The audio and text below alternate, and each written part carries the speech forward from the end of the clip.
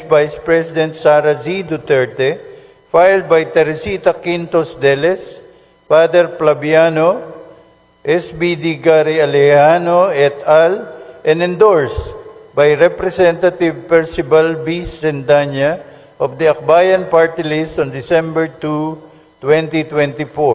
Complaint against Vice President Sara Z. Duterte, filed by Teodoro Casino, Lisa Masa, Nery Colomares et al., and endorsed by Representatives Franz de Castro of the ACT Teacher Party List, Representative Arlene D. Brosas of the Gabriela Party List, and Representative Raul Daniel A. Manuel of the Kabataan Party List on December 4, 2024.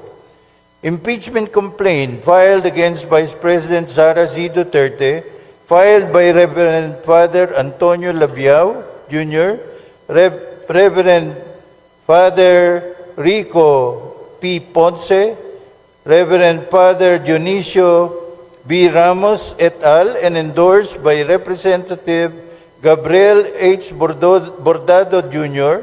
of the 3rd District of Camarines Sur, and Representative Lex Anthony Chris A. Colada of the AMBIS OWA Party List on December 19, 2024. Mr. Majority Leader. Mr. Speaker, today as provided for in our additional reference of business, a verified impeachment complaint against Vice President Sara Zimmerman Duterte has been filed by at least 1/3 of all the members of the House of Representatives on February 5, 2025. Mr. Speaker, for the record, may we inquire from the Secretary General the total membership of the House as of today, February 5, 2025. The Secretary General will please respond. Mr. Speaker, as of the present, the total number of members of the House of Representatives is 306. The Majority Leader is recognized. Mr. Speaker, may we inquire from the Secretary General how many members of the House verified and swore before him the impeachment complaint? Secretary General, please respond to the query of the Majority Leader. Yes, Mr. Speaker. Pursuant to Section 14, Rule 4 of the Rules of Procedures, in impeachment proceedings, the total number of House members who verified and swore before me this impeachment complaint is 215 House members.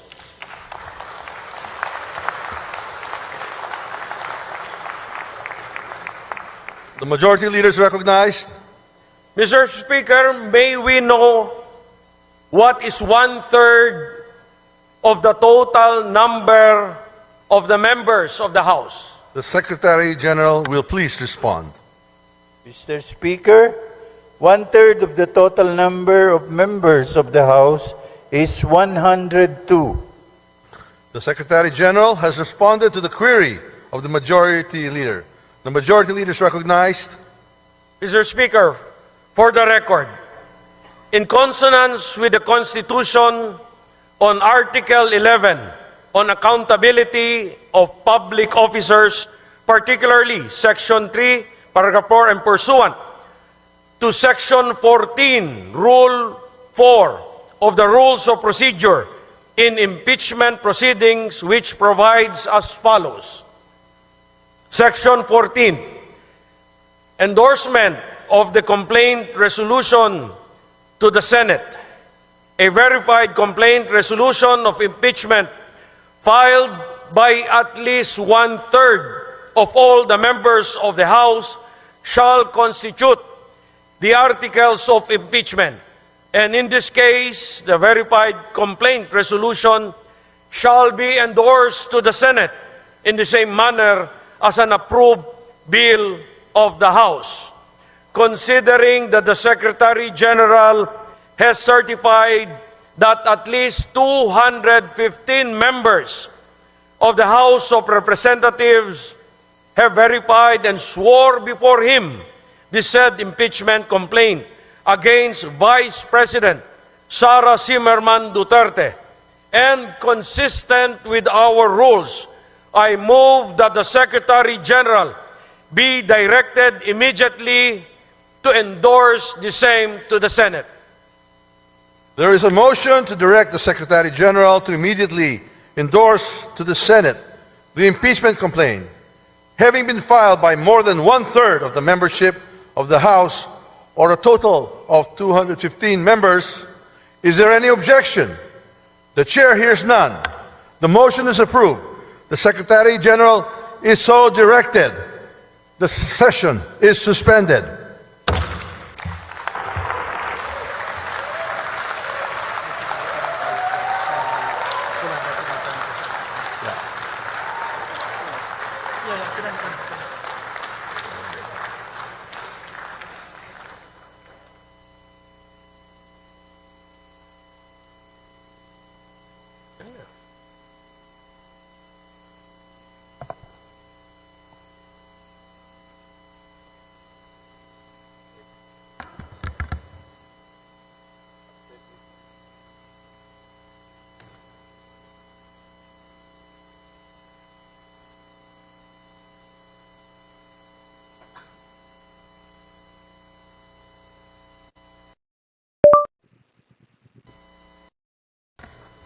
The session is resumed. The majority leader is recognized. Mr. Speaker, in accordance with Section 16, Rule 6 of the Rules of Procedure in impeachment proceedings, I move to elect the following members of the House of Representatives as prosecutors in the trial on the impeachment complaint filed against Vice President Sara C. Duterte. Representative Jervil Jinky Beatrix Luistro. Representative Romeo M. Acop. Representative Ramon Rodrigo Gutierrez. Representative Joel R. Chua. Representative Raul Angelo Gil Bongalon. Representative Loreto B. Acharon. Representative Marcelino C. Libanan. Representative Arnan C. Panaligan. Representative Isabel Maria Zamora. Representative Lawrence R. Defensor. And Representative Jonathan Keith T. Flores. I so move, Mr. Speaker. There is a motion to elect the aforementioned members as prosecutors in the trial of the impeachment complaint against Vice President Sara Z. Duterte. Is there any objection? The chair hears none. The motion is approved.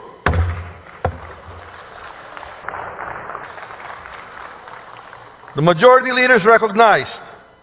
Mr. Speaker, in the additional reference of business earlier read by the Secretary General, there are 3 other impeachment complaints filed against Vice President Sara C. Duterte. These are the impeachment complaint filed by Teresita Quintos Deles, Father Flaviano Villanueva, Gary Alejano et al., and endorsed by Representative Percival Sedanya of Akbayan Party List on December 2, 2024. Next is an impeachment complaint filed by Teodoro Casino, Lisa Masa, Nery Colmenares et al., and endorsed by Representative Franz L. Castro of ACT Teachers Party List, Representative Arlene Brosas of Gabriela Party List, and Representative Raul Daniel Manuel of Kabataan Party List 2024. And the last one, Mr. Speaker, filed by Reverend Father Antonio Labiao Jr., Reverend Father Rico Ponce, Reverend Father Dionisio Ramos et al., and endorsed by Representative Gabriel Bordado Jr. of the 3rd District of Camarines Sur, and Representative Lex Anthony Chris Colada of Ambis OWA Party List on December 19, 2024. Pursuant to our rules of procedure in the impeachment proceedings, considering that the plenary has already transmitted to the Senate the impeachment complaint filed by 215 members on February 5, 2025, that is today, I move that the 3 other impeachment complaints filed on December 2, 2024, December 4, 2024, and December 19, 2024 be transmitted to the archives. I so move, Mr. Speaker. There is a motion. Mr. President, at this juncture, we are in a receipt of the Conference Committee report on the disagreeing votes on House Bill number 9989. This is the bill on the revised Don Honorio Ventura State University Charter. And with that, Mr. President, on behalf of the chairperson of the Senate panel, Senator Alan Peter Cayetano, may I be recognized, Mr. President, to give the highlights of the Conference Committee report. On behalf of Senator Cayetano, you may proceed, sir. Thank you very much, Mr. President. Mr. President, on behalf of the Senate panel and the Senate panel head, Senator Alan Peter Cayetano, to the Bicameral Conference Committee on the disagreeing votes of House Bill number 9989 and the revised Don Honorio Ventura State University Charter, I am pleased, Mr. President, to report in this August chamber the successful outcome of the Conference Committee. By strengthening the charter of DHVSU, or DABSU, a century-old tertiary education institution in Pampanga, we are taking a step toward social quality and fostering development across the provinces. Among all the efforts of the government, education has proven time and again to be the great equalizer, the most powerful tool for Filipinos to uplift themselves and build a better future no matter their background. The new charter will not only rename and elevate DABSU as the Pampanga State University, it will also expand its academic programs as well as update the composition and powers of its governing board. These changes will enhance the university's ability to provide quality, accessible education to more Kapampangans and students in Central Luzon. Situated in a growing economic hub, this ensures that the university can continue to produce graduates who will drive businesses, NGOs, and institutions forward. The conference, Mr. President, agreed to adopt HBN 9989 as amended by the Senate as the working draft in the bicameral conference committee meeting. Among the highlights of the reconciled version is the addition of a Vice President for Academic Affairs under Section 9.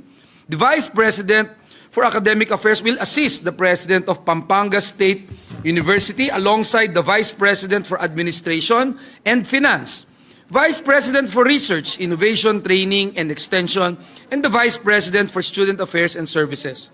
All references to the university were also changed to Pampanga State University in the reconciled version.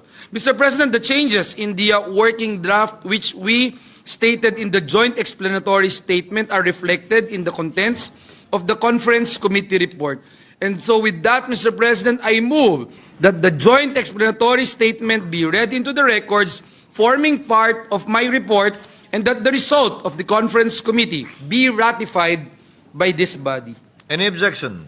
There being none, motion is approved. The Conference Committee report on the disagreeing provisions of House Bill number 9989 is hereby approved and ratified. Congratulations to the sponsor and author. Thank you very much, Mr. President.